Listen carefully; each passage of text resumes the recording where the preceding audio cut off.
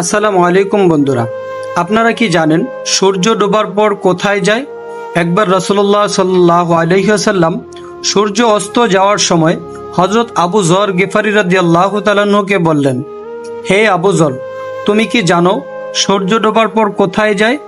আবু যর রাদিয়াল্লাহু তাআলা আনহু বললেন, আল্লাহ ও তাহার রাসূল সাল্লাল্লাহু আলাইহি ওয়াসাল্লাম তা ভালো জানেন।